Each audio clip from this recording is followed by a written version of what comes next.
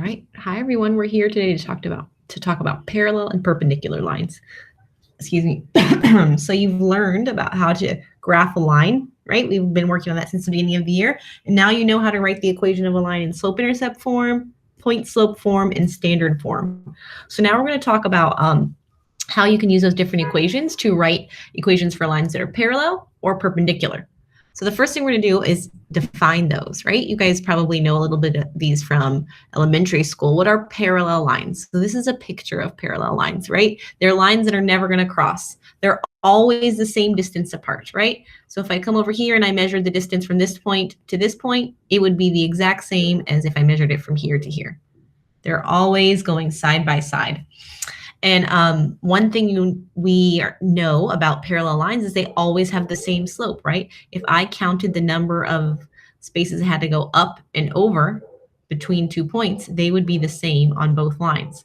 So this is the key thing we want to write in our notebooks. Parallel lines have the exact same slope. So if you're looking at two equations and the slope is the same, you know they're parallel lines.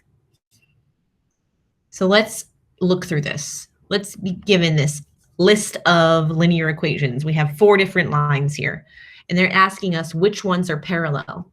Well, if they're parallel, then they must have the same slope.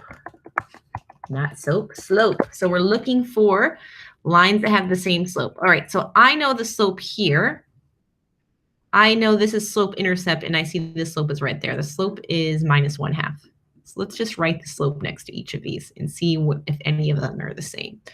All right, this is in slope-intercept form. It's just backwards, right? If we put the -1/2 x first and then the +10, it's in slope-intercept form, right?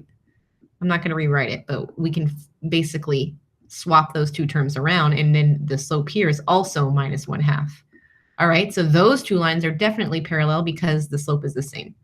Now let's check this one. 10y equals -5x plus 4. All right, it's almost in slope-intercept form, except the y is not by itself. So let's make the y by itself. Let's get rid of this 10. So that means we need to divide that by 10. We need to divide each part by 10. So when I do that, what's my new equation? I'll write it over here. That goes away, so I have my y, which is what I wanted, equals, and then now I have -5 over 10 x, and then it's plus, and I'm just going to leave it in the fraction 4 over 10. So what is the slope of this equation now that it's in slope-intercept form? Well, I can see the slope is right here, the number next to the x. It's -5 over 10. Well, guess what? -5 over 10 is the same as -1/2. So here I'm just going to write that. The slope is -1/2. So right now, all 3 of these equations are parallel. And then let's check this last one. It's also in slope-intercept form. The slope is +1/2. So it's almost the same, except it's positive, so it's not the same, right? Those are not the same numbers. So which 3 lines are parallel? That's going to be, let's make a big yellow star here. This one, and this one. All 3 lines are parallel there. And I can come to Desmos and show you that. So let's type those in and we can prove it. So the first one said y equals -1/2 x plus 6. And then the next line was y equals 10 minus 1/2 x. And then the next line was 10y equals -5x plus 4. And then, so those are the 3 words that we said are parallel. So let's check that. Yeah, you can see that they are never going to cross each other and they're always the same distance apart, right? And then the last one that we said is not parallel. That equation was y equals 1/2 x plus 6. And you can see if I put that in there, well, that's not right. Let me put the x next to it. If I put that in there, that's this red line. It's not parallel to those 3. It's actually crossing through them all. So we know that one isn't correct, right? So that's how I proved it using the equations. And then you can always graph and check. But the graphing takes a little longer if you're doing it by hand. Let's do another example. What is the equation of a line that is parallel to the graph of y equals 3/4 x minus 2, and it goes through the point 8, 9? So let's figure this out. If the line is parallel to this line, what do we know? Well, we know that the slope has to be the same. So the slope of my new line has to be the same as the slope here. Well, what's the slope here? The slope here is 3/4. All right. So I now know the slope of the line, and I know that also that this new line passes through the point 8,9. So I have the slope and I have the point. So now it's up to me to write the equation of the line. I can choose to write it in slope intercept, point slope, or standard form. No one's ever going to choose standard form, right? It's too tricky. But when I'm looking at this, I have the slope and a point. So right away, I am thinking I want to do point slope because I have everything I need to do point slope. And then let's remember that point slope is y minus y1 equals m x minus x1. So let's plug in what we know. So that means my solution is going to be y minus my y value. My y value is 9, so y minus 9 equals, what's the slope? 3/4. And then it's x minus x1. What's my x value? It's 8, so it's just x take away 8. So this is the equation of my line, right here.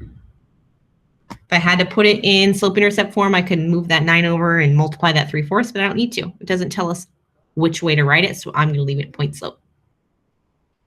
All right, so that's parallel lines. Now let's look at this.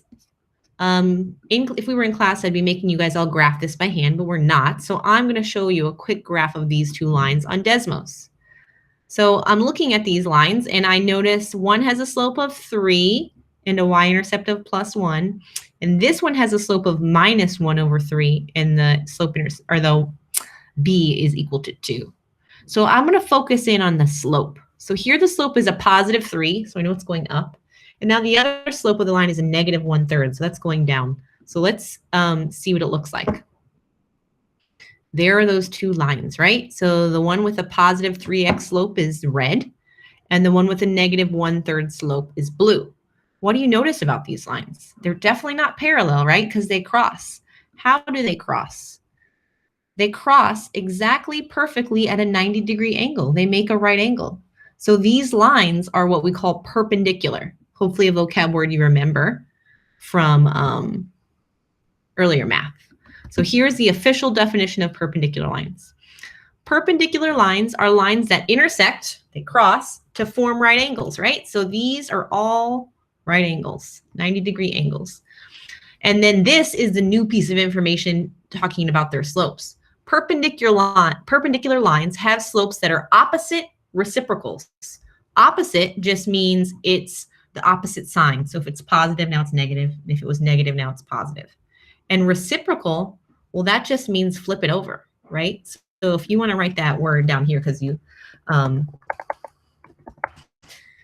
don't remember what it means, you just write it's flipped over. So if you have the perpendicular line, if you have a line and you want to find the slope of one that's perpendicular to it, you take that slope, you change the sign, and you flip it over.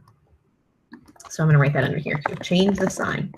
So let's go back to that example that we started off with. Here, the slope was what? 3. And here, the slope was -1/3. So let's check. Are my slopes opposite signs? Yes, this one's positive and that one's negative. So it's they're opposite signs. Now, are they reciprocals of each other? Well, let's check. If I were to write 3 as a fraction, it would be 3/1.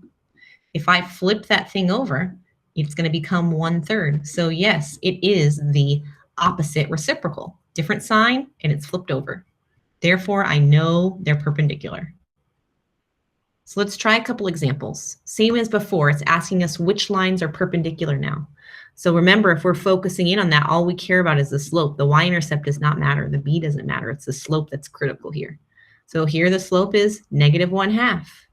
Here the slope is, this is slope-intercept form, but it's just flip-flopped, right? So the slope is 2. And here the slope is, well, I need to divide by 2, divide by 2, divide by 2, because I need y by itself. So I end up with y equals, well, 10 over 2 is 5x, and 4 divided by 2 is 2. So here the slope is 5. And here, slope-intercept form, lucky for us, here the slope, you guys hopefully caught that. I shouldn't be writing y, that my slope is -2. Okay, so which lines are perpendicular? Well, first of all, they have to have opposite sign. So one has to be positive and one has to be negative. So I'm thinking about that. And then I also know that they have to be flipped over, right? So if I write 2, if I flipped this over, it would be 2 over 1, which is just 2. And then it is going to be positive because before it was negative. So the opposite reciprocal of -1/2 would be 2. Is that anywhere? Yeah, it's right here. So because that is the opposite reciprocal, these two are the perpendicular lines. This one doesn't work because that negative makes it wrong. This one doesn't work because 5 is not the opposite reciprocal of anything. Okay? All right, one more example and then we're done. What is the equation of the line that is perpendicular to the graph y equals 2x minus 2 and passes through this point? So this is just like the other example. We have to write an equation of the line knowing that it's perpendicular to this one. So if it's perpendicular to this one, the thing that is important is the slope. So our slope is going to be this 2, right? But we're going to have to flip it over. So now it becomes 1/2. And then we need to change the sign. Well, it was +2, so now it's -1/2. So the slope of a line that's perpendicular is -1/2. And we also know it goes through this point. So I'm just going to use point slope again because now I have everything I need. Y minus y1 is 3 equals the slope is -1/2. And then it's x minus x1. Well, what's x1? 1. And just a little proof that it's right. Let's come over here and graph that. So the first line was that they told us was y equals 2x minus 2. And we said this is the line that is perpendicular to it. We came up with y minus 3 equals -1 over 2x. And we had x minus 1. And we also had the rule that it has to pass through the point 1, 3. So let's put that in here. 0, 3. So let's check. Here's the original line, the red one. Is the one we wrote, the equation we wrote, perpendicular to that red one? Yes, it crosses right there at a 90-degree angle. Does it pass through this point 1, 3? Yes, it does. So it meets all those criteria. So I know that the equation I wrote is correct. All right, you guys are going to practice a little bit today, and I will see you next time.